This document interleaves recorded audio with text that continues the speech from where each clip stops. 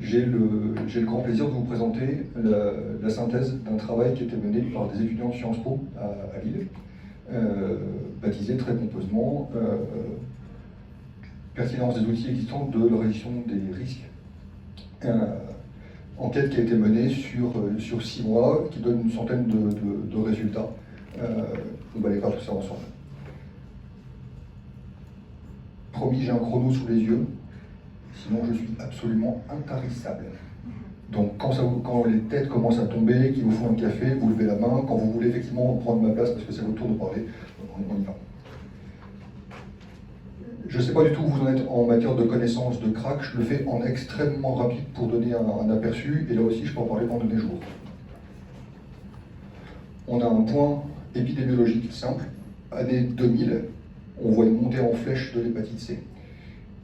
Et quand on regarde dans les populations concernées par ça, le crack, prévalence 70-80%. C'est une petite cohorte, mais avec une prévalence qui est énorme. Alors qu'est-ce qui se passe? On applique les bonnes méthodes, on fait un rétex, et le rétex dit, au fait, drogue, virus, on a la solution, c'était le sida. Et donc on remonte 20 ans en arrière et on prend ce qui a été déployé au niveau du sida. Le problème du sida, je passe la partie rapport non protégé. Le problème du sida, c'est un problème d'injection. Et il y a un travail qui est extrêmement simple, qui est l'accès aux seringues. Et il y a 15 ans de combat juridique et médical pour accéder aux seringues et distribuer les seringues. Avec des développements, des extensions de matériel plus spécifique qu'avec le Steribox. Mais de façon générale, on est sur un système où on a une problématique juridique. Est-ce qu'on peut ou pas distribuer du matériel médical? Et ce matériel est existant. On invente très très peu. Et on est globalement sur du descendant. Je sais comment on fait une piqûre, alors je file le matos pour la piqûre. Le crack, on est confronté à plein d'autres choses. C'est pas l'injection. On a des gens qui se coupent, on a des gens qui se piquent, on a des gens qui se brûlent. Et les voies d'accès du virus ne sont pas du tout les mêmes. Et entre autres, on est très embêté parce que ce qu'on a comme matériel, c'est de l'empirique, c'est de la bidouille de terrain. Et au fur et à mesure, on va travailler, et là on met en place des outils qui sont des outils d'ingénierie, d'aller collecter sur le terrain les besoins, et on commence à mettre en place du collaboratif, ce qui était déjà le cas sur la partie boutique. Une fois encore, je taille à la serpe là-dedans, mais on est bien là-dedans. Petite photo rapide de ce qui existait, ce qu'on trouve. On peut taper sur une bouteille, on peut taper sur une boîte de coca, on peut taper avec du matériel de climatisation. Les Canadiens distribuent encore des grilles de fond de pipe. On a distribué à un moment ce qu'on appelle des doseurs à Ricard. Excellente, fausse, bonne idée. Ça marche très très bien. Il y a une réponse usagée absolument parfaite. Sauf que le produit est très dangereux parce que ça casse. Et donc on revient sur brûlure, coupure, pardon. Je vous ai mis celui-là, qui est en vente libre sur Amazon. C'est la pipe à crack parfaite. Ça vaut 25 €. Ça passe tous les contrôles de police. C'est une forme de marqueur. Très très joli produit, ça marche très très bien. On n'est pas dans l'usage unique, enfin, bref, affreux. Qu'est-ce qu'on a fait? On a travaillé avec la classe de MSS et envoyé à des carbus d'à peu près partout. On a des réponses de France, Belgique et France, donc métropole et dom-tom. On a une grosse centaine de réponses avec une grande variabilité en tout genre.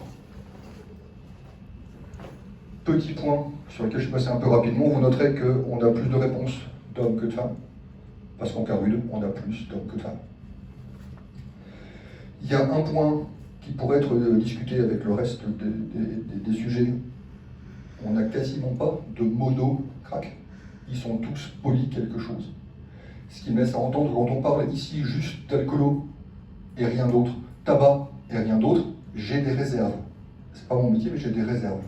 Donc comme ça dit bien qu'ils sont plutôt polyconsommateurs. Et le dernier point, c'est qu'on a affaire à des usagers qui sont là depuis longtemps. On a beaucoup d'usagers qui sont là depuis longtemps. On a très très très peu de jeunes usagers. Là, la bonne nouvelle. S'il fallait retenir une chose, la RDR, ça marche. Je peux vous sortir toutes les études qui ont été faites par ailleurs. Les plus belles sont des études anglaises qui disent que non seulement ça marche, mais en plus c'est rentable. ça rapporte de l'argent de distribuer du matériel par rapport au coût des traitements derrière. Là, je fais du très très basique. Le matériel qu'on a une réponse qui est extrêmement favorable. On a moins de 10% de gens qui disent le matériel encourage à la consommation. Ce qui serait l'horreur. Si on a du matériel qui facilite la consommation, qui incite à la consommation, on devient illégal. On devient illégal.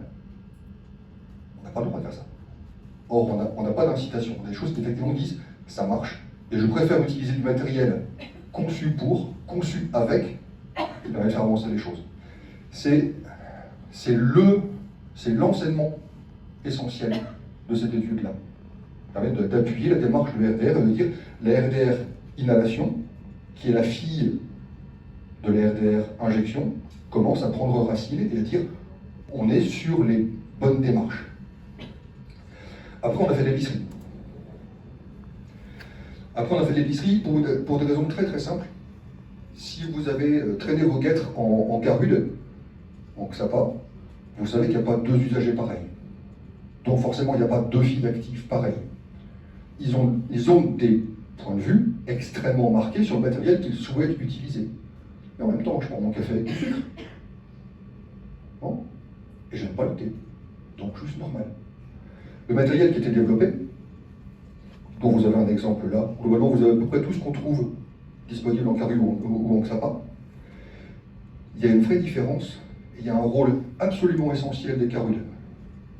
Les carudes ont compris qu'on n'attrape pas les mouches avec du vinaigre, et que si on veut avoir une réponse intelligente des usagers, alors il faut fournir le matériel attendu pour les usagers. Je suis un fumeur abstinent depuis 11 ans, 2 mois et 20 jours, un truc dans ce goût-là. J'ai toujours envie de fumer, j'ai jamais tapé là-dedans, j'ai forcément pas d'avis. J'ai un avis d'ingénieur sur ce qu'il faut développer, mais ce qu'il faut utiliser, j'en sais rien.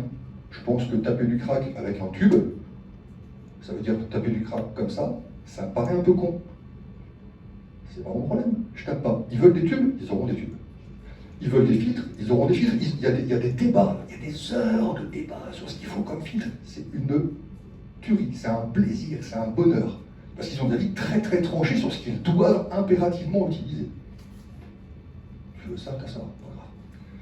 Mais les carudes font un très très joli travail là-dedans, de connaissance de leur fil actif. Et donc de réponse à la file active en disant, ok, on prendra des tubes, on prendra des pipes, on prendra des filtres mailles ou des filtres cuvettes, on aura 1 ou 2 embouts et on adapte énormément. Et c'est pour ça qu'on a une réponse ici aussi forte et aussi belle, parce que la solution unique n'existe pas. Le kit tout fait, le kit parfait, le kit modèle ingénieur, ça n'existe pas, ça ne marche pas. Pour avoir une réponse qui dit à 80% qu'une pipe coudée, ça correspond aux besoins, c'est parce qu'une fois de temps en temps, on peut proposer autre chose. Globalement, c'est plein d'excellentes nouvelles. On a du matériel qui est très bien utilisé et de manière extrêmement forte. S'il y a du rouge, c'est qu'il y a de mauvaises nouvelles. Le message qu'on a mis 20 ans à faire passer sur les seringues en disant « c'est ta seringue et tu la passes pas », n'est pas encore ancré sur de l'air éternel inhalation. Il ne mesure pas le danger. Il ne mesure pas le danger, c'est pas un problème. Je te passe comme on passerait un joint, on ne va pas nettoyer le joint pour se le passer. Donc si je te passe une pipe, il y a un embout, c'est pas très grave. Ça commence à passer, on a des taux qui sont importants, mais sans plus. Une vraie bonne réponse, et avec des choix que je trouve pertinents, mais moi ça, qui suis-je pour le dire, entre du silicone ou du plastique, et on avance.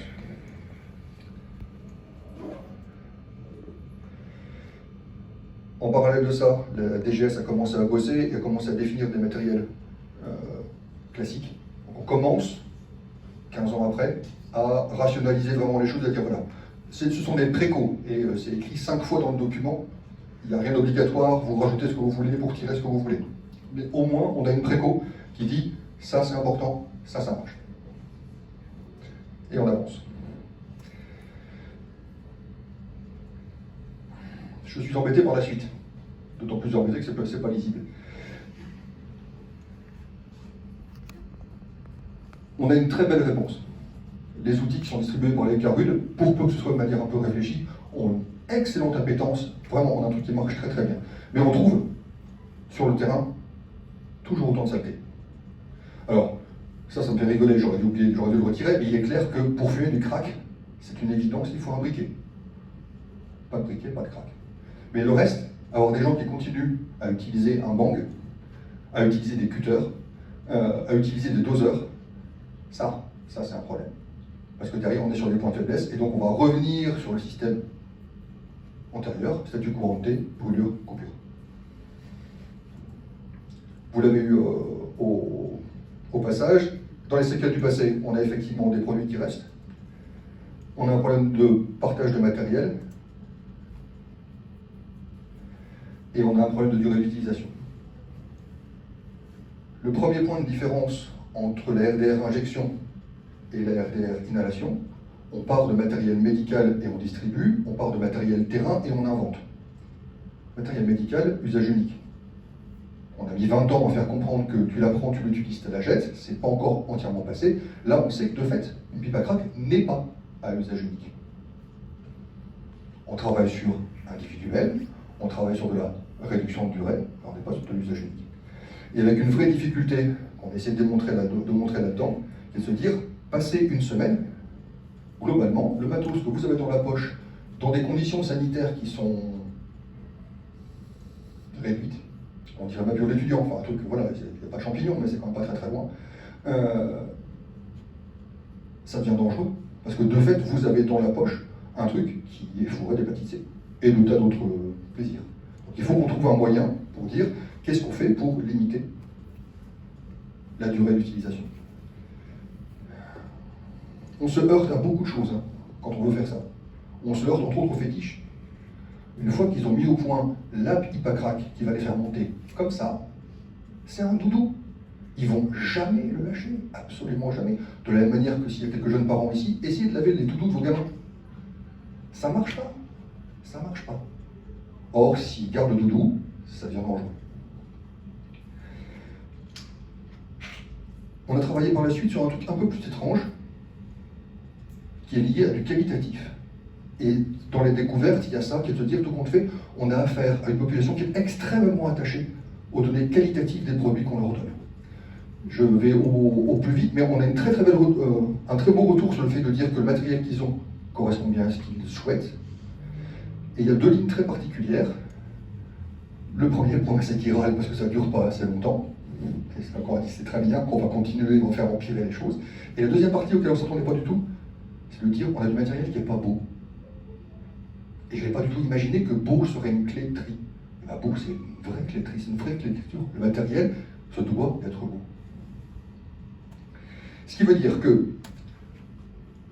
on en parlait tout à l'heure avant de commencer, nous avons à peu près 10 ans de travail devant nous, c'est bien. Côté Sciences Po, d'abord il faut redonner une suite à l'étude. On a commencé, on a ouvert un volet canadien, il y a quelques mois maintenant, avec quelques légers soucis de déplacement, il paraît que ça devient un peu compliqué, je ne sais pas pourquoi, pour faire des comparaisons de population, et on a surtout besoin de faire une évolution temporelle. J'ai mis un doigt dans la RDR il y a 10 ans, sur 10 ans, le nombre de cocaïnomanes multiplié par 3, craqueurs multiplié par... on ne sait même plus, ça monte comme ça. J'ai besoin de savoir si effectivement, s'il a été mis au point, répond ou répond pas. Ça, c'est l'étude, c'est presque simple. Je vous soumets une hypothèse. Et là, j'y vais extrêmement doucement et vous avez vraiment le droit de ne pas être d'accord. J'ai dit au départ, j'ai un souci de réponse. J'ai un souci de réponse parce que ceux qui ont répondu sont de vieux craqueurs et de vieux fréquenteurs de cas rudes. Je vous donne une lecture, et une fois encore, vous avez le droit de ne pas être d'accord. Je ne suis pas dans le système, donc surtout, on en reparle après. En France, ce qu'on a, c'est qu'on a 3 phases. Une prévention, si ça ne marche pas, on passe en RDR, et une fois qu'on sort de la RDR, on revient vers du soin, et la vie est belle. Ce que j'ai vu sur le terrain ne correspond pas à ça.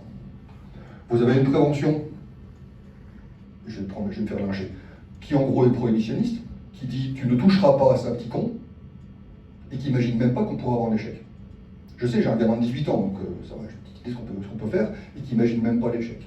Et à contrario, on a un soin qui, des discussions que j'ai pu avoir, n'imaginent pas beaucoup non plus l'échec. Un truc qui dit, ah oui, à un moment, une rechute. Et de dire, bah, la rechute, c'est pas grave, et on va y retourner. Malheureusement, j'ai perdu un ex-copain parce qu'il était passé par les NA, il est passé une fois, la deuxième fois, il dit, bah, tu dégages. T'es venu, on t'a pas cru. Enfin, c'est très catégorique, c'est un peu sévère, mais c'est un peu vrai. Ma vraie difficulté, elle est là et elle est là. Je suis embêté parce que si Vendry, mon fils, 18 ans, se décide à taper du crack aujourd'hui, avant qu'on le retrouve en Carude, il a une bonne gueule de boy scout. Bien blanc, bien propre, petit cateau propre. Ouais. Arrivé en Carude, avec le punk à chien percé de partout, tatoué sur le plafond, et qui pue la mort, et que j'aime par ailleurs profondément, il ne pas se méprendre. Vendry ne passera pas la porte, il n'osera pas passer la porte. Quand on fait les stats, quand on regarde ça, ceux qui ont échoué là, et ça n'est pas grave, n'arrivent en Carude qu'un an après. Et là où je suis horrifié, et j'espère que je me trompe, c'est qu'on a une prévalence hépatite C, population générale, à 0,5% en gros. Et qu'on a une prévalence hépatite C en Carude qui est à 50, 60, 70%. Quand on les récupère en Carude, ils sont déjà fourrés de saloperies. Et donc ça veut dire que là, nous avons échoué. On a du boulot. J'ai une deuxième crainte. On ne voit pas là-dedans les honteux, ceux qui tapent comme ça un peu et qui ne savent pas trop, qui ne vont pas réussir à rentrer dans les Carudes. Non, pas les femmes. Les femmes ne sont pas les bienvenues en Carude. Ça s'emmerde. Nous avons du travail pour ça. Sauf si je me trompe. À voir. Quant à la partie matérielle, c'est presque simple. On poursuit le travail avec les usagers. Absolument essentiel. Le descendant de l'injection n'est pas possible. On travaille ensemble, on travaille entre égaux, on travaille parce qu'on a tous les mêmes mains dans le même machin. Et on fait effectivement de la conception, et on fait énormément de formation entre pairs. Très compliqué. Parce qu'ils ont des idées très ancrées, et une fois qu'il y en a un qui a une idée ancrée, pour la faire. S'il dit que ça marche pas, ça marche pas. Il faut qu'on pète toutes ces mauvaises habitudes. La cendre pour le crack, ça sert à rien. C'est un vieux démon, ça sert à rien, ça dégage. Et il faut pour ça qu'on travaille les matériaux et les procédés pour les rendre encore moins dangereux et accessoirement encore moins chers. Parce que les RDR, ça coûte cher.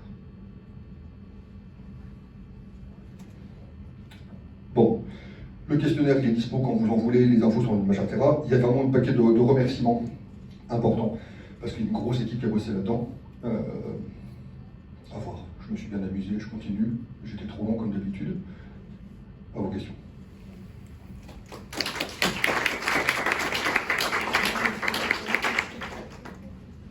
On va animer un petit peu. Alors, j'ai appris que je présidais le slide. Monsieur le Président, quel bonheur! Donc, voilà. Merci pour cette présentation, effectivement, qui suscite plusieurs questions. D'abord, on va donner la priorité à la salle.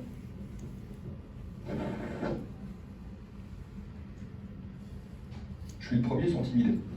Alors la cinquième, c'est mal barré. Alors, c'est vrai qu'on voit bien aujourd'hui, notamment la cocaïne injectée versus cocaïne fumée, ça monte très très fortement. Alors, on voit bien qu'il y a évidemment, il y a l'histoire des représentations. Il est évident que vous avez évoqué effectivement la RDR centrée sur l'injection, avec le geste de l'injection, avec les clichés donc liés à l'injection qui renvoient effectivement à des choses très particulières. Aujourd'hui, fumer, c'est finalement beaucoup plus admis. On fume beaucoup de choses finalement dans notre société, et donc c'est un geste finalement qui est quelque part plus acceptable, qui rentre plus facilement, mais du coup qui est aussi banalisable. Et finalement la dangerosité qui est clairement attachée à l'injection, elle se détache finalement donc de la stratégie d'inhalation, alors que potentiellement il y a aussi un risque. Donc il y a un gros travail effectivement à faire sur les représentations, et finalement il suffirait de poser la question de savoir quelles sont leurs connaissances du risque infectieux par rapport effectivement à leur façon de consommer, par rapport à l'injection. Il y a très souvent effectivement des fausses croyances très fortes chez les patients, pas que chez les patients, d'ailleurs chez tout le monde, y compris ces soignants. Ça revient, je rejoins donc les présentations précédentes, où on voit à quel point aujourd'hui il y a un gros travail à faire de pédagogie finalement pour tout le monde par rapport effectivement à des stratégies d'utilisation des dispositifs. Et ce que vous avez très bien dit, aujourd'hui il faut avoir aussi comme dans le restaurant, hein, donc différents menus, différentes possibilités, différentes propositions. Et vous avez dit aussi quelque chose de très juste. Les patients utilisent ce qui les rassure, ce qu'ils connaissent ou pensent connaître. En tout cas, c'est quelque chose, on voit bien, on est ancré dans des automatismes comportementaux. Vous l'avez très bien évoqué, hein, la stratégie doudou, mais on est vraiment là-dedans. Hein, il y a vraiment, c'est l'objet de réassurance. On connaît, même si potentiellement ça peut entraîner des conséquences délétères, mais on connaît, on l'utilise, on pense maîtriser, et ça les entretient effectivement dans leur consommation. Là où je suis en désaccord avec vous, vous avez fait, je pense, une séparation beaucoup trop clivante entre les différentes approches. Aujourd'hui, il faut avoir une vision beaucoup plus globale avec finalement donc, des ponts entre la RDR, on peut l'imaginer, effectivement, de simple matériel qu'on peut mettre de la RDR jusque dans le soin, jusqu'à aller au rétablissement en y implémentant de la RDR. La RDR, elle est partout en fait, on peut l'utiliser effectivement de partout. Vous voyez bien que la cigarette électronique est un des outils d'ailleurs de réduction des risques et des dommages aussi. Hein. Donc on peut aller très très loin, il faut savoir utiliser finalement aussi bien donc, dans des aspects de prévention, dans des aspects effectivement de soins. Le soin c'est de la prévention, c'est pas que l'abstinence, hein, le soin, vous voyez qu'on peut faire beaucoup de choses dans le soin. Donc il faut vraiment avoir des visions en termes de continuum et utiliser les outils finalement, là aussi de manière personnalisée pour permettre à un maximum de patients de s'inscrire dans quelque chose qui leur correspond et qui leur permet d'avancer, là aussi selon leurs objectifs personnels, leurs objectifs propres. Je ne fais malheureusement que remonter les analyses de terrain que j'ai croisées. Je partage cet avis de dire on va faire un truc simple, on va mettre l'usager au centre, et après ça on va se mettre au service de l'usager. Il n'y a pas d'esclavage, hein. Et on ne file pas de bonbons aux gamins non plus. Donc on n'est pas là à faire n'importe quoi, c'est pas dans fond droit. Et si on met un bonhomme avec ses faiblesses au centre, en se sachant bonhomme avec ses faiblesses, alors on pourra effectivement prendre ça en face. Ce que j'ai vu, malheureusement, c'est des liens extrêmement disjoints. Alors certes, ici, j'ai une élite face à moi qui fait tout l'inverse. Le XAPA parle au CARUD. Pour maintenant, quand je parle à un XAPA, ils disent « Ah non, non, non, non, non, on n'est pas CARUD, nous. Les enfants, ça ne va pas le faire. Si effectivement vous considérez que pour rentrer en XAPA, il faut ne toucher à rien, ça veut dire qu'ils sont soignés, mais s'ils sont soignés, ils n'ont pas besoin de XAPA. Enfin, donc oui, on fait tout ce qu'on peut pour essayer de convertir. Oui, mon machin est légèrement provocateur, très délicatement, parce qu'il faut qu'on comble ça. Vraiment, il faut qu'on comble ça. Je reviens sur l'histoire de fumée et autres. Il y a un point qui va nous aider, c'est que le crack a eu très très très mauvaise presse. Dans la pile hiérarchique des addictions, l'injecteur est relativement bas. C'est un peu des poules quand même, hein, très bien. Et le craqueur, il est plutôt en dessous de l'injecteur. Ah. Et tout compte fait, on arrive à avoir du matériel qui dirait, au fait, le matériel qu'on utilise en RDR inhalation, il peut aussi être utilisé pour fumer de l'héros. Et donc on remonte d'un cran et on commence à travailler un peu tous ensemble. Et là, on a effectivement gagné. Bon, enfin encore, je suis loin d'être un spécialiste du système, mais j'ai un très bel exemple en tête qui est celui de Transit à Bruxelles. Transit, ils ont récupéré un collège, et dans le collège, il y a 5 niveaux. Il y a un niveau pour ceux qui passent, mais vraiment à l'arrache, qui chopent du matos, comme ça, il y a un distributeur quasiment de matériel. Et au fur et à mesure, ils peuvent monter jusqu'à avoir des appartements thérapeutiques. C'est très très drôle parce que physiquement, ils montent dans le... Et il y a toutes les strates. Donc forcément, on sait tous ce à quoi on est appelé, tranquillement, sereinement. Et oui, on va vers ça. Des commentaires, je ne sais pas si les présentations suivantes. Il y a des questions, alors on va les prendre. Bonjour, merci pour votre présentation qui était très intéressante. Je pose la question chez les gens qui consomment du crack, finalement, de la gestion de la descente, finalement, la réduction des risques, réduction des dommages chez les crackers. Il y a sûrement d'autres considérations à avoir en considérant les produits pris pour la descente. On aurait besoin de regarder, parce que pour l'instant, sur en gros, les 2 ans de boulot qui sont là, les 10 ans avant, on voit les produits évoluer. Je suis d'une génération qui est partie du speedball, moite, coke, héros, on monte et on redescend doucement. L'héros, il n'y en a plus, on tombe sur du skélan. Qu'est-ce qu'ils font du skélan? Dans le déclaratif, on a assez peu de choses, bizarrement. On devrait trouver les produits descentes et on ne les a pas. Donc il faudrait qu'on aille gratter un peu ce qui se passe derrière. Mais on a peu d'infos pour l'instant. Nous, au moins. Il faut venir au XAPA. Name the place. Ça savez sans doute déjà, mais pour gérer les descentes, crack ou produits injectés, option ultra connus, et puis sinon se cartonner aux opiacés, surchargé en métal. L'alcool marche bien, le cannabis aussi. C'est des trucs qui sont en général utilisés. Ouais, c'est ça. En fait, tout ce qui va sédater. En gros, les patients sont très pragmatiques, ils font en fonction de ce qui est disponible. Et c'est aussi pour ça qu'on a une association fréquente alcool-cocaïne, parce que en fait, finalement, du coup, c'est des apprentissages associatifs, parce que ça les aide effectivement à gérer la descente. D'ailleurs, il y a des patients qui ne consomment jamais d'alcool, sauf quand ils consomment de la cocaïne. Oui, tout à fait, on le voit bien. Donc, j'avais juste je plaidais pour ma paroisse là, par rapport aux deux problématiques que tu avais évoquées, c'est-à-dire celle des femmes ou du petit blond bien propre qui ne veut pas aller en sabbat parce que le vol cache l'un. On a sur le forum Addicted, franchement, beaucoup de gens qui ont un profil qui ne se reconnaissent pas du tout dans les sabbats ou qui ne veulent pas y aller. Pour les femmes, c'est vraiment c'est énorme. Genre, le média informatique anonyme fonctionne très bien pour elles, en tout cas comme première approche, pour les rassurer, pour donner ce moment de cool, on va s'occuper de toi, enfin pour ce premier contact. Et idem pour, alors c'est pas le boy scout que tu décris, mais c'est genre le cadre un peu, si tu veux, le mec, mais moi je suis inséré, non mais enfin bon, j'ai un gros problème de tramadol et je veux pas aller là-bas parce que, etc.